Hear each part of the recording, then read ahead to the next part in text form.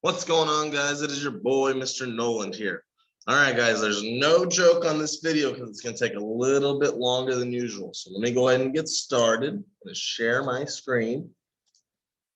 All right, guys, on this video, I'm going to show you how to solve two-step inequalities. First thing is always have the variable, which is the letter, on the left side of the inequality. If you look at this first example, notice the variables on the right side. So guys, we're going to have to rewrite this inequality. We have a positive 3x, make it a positive 3x. A plus 4, a plus 4. Now guys, to keep this inequality statement true, whenever we rewrite the inequality like we are here, the sign is going to flip in the opposite direction. So these two statements are now the same. Now, when solving two-step inequalities, step one is always add or subtract. Well, so what I teach my kiddos is you cover up the number attached to the letter. But look at this, on the same side is this plus 4. What is the inverse of adding 4? Subtracting 4. What you do to one side, do to the other. It's like a mirror image. 4 minus 4 goes away. The 3x comes down. The inequality sign comes down. 13 minus 4 is 9. So step one, add or subtract. You're just doing the inverse operation of what you see. Step two, always multiply or divide. Again, it's the inverse operation that you see.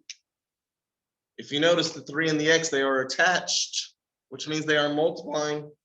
What is the inverse of multiply? Well, it's to divide.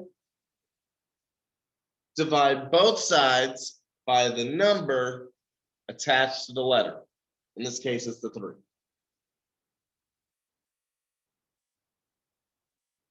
And then 9 divided by 3 is 3.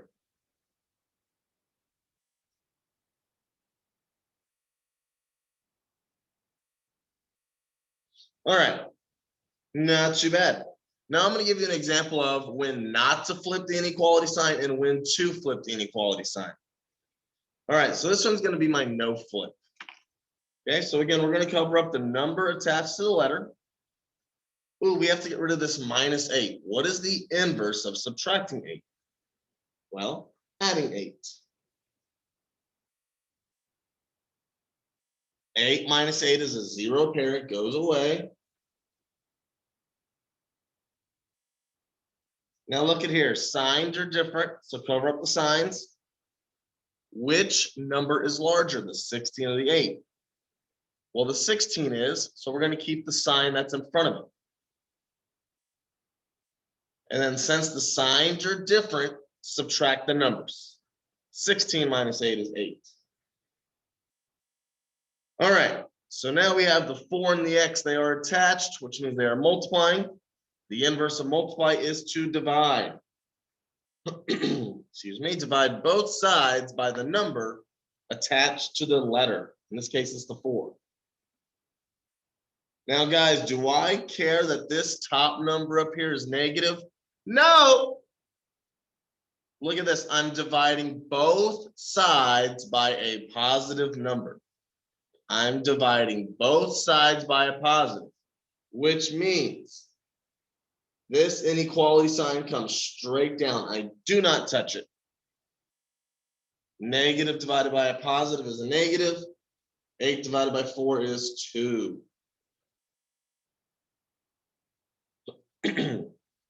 All right, I'm going to go ahead and rewrite this last one because I made that a little ugly.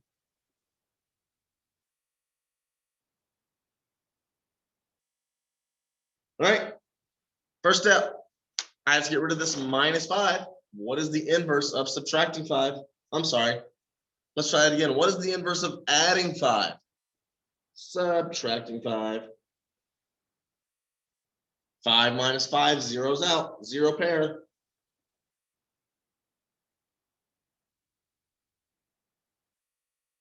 11 minus 5 is 6.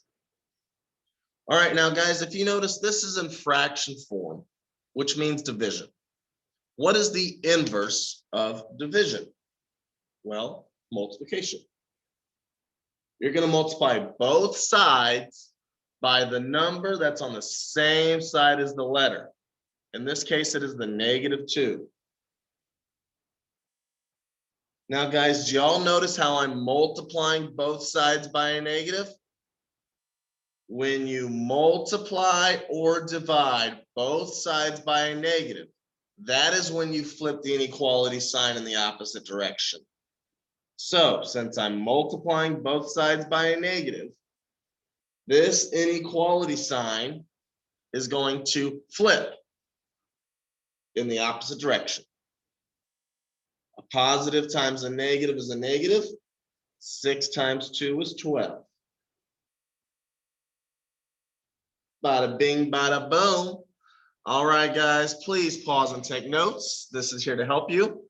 Otherwise, you guys have a wonderful day. Talk to y'all soon. Bye.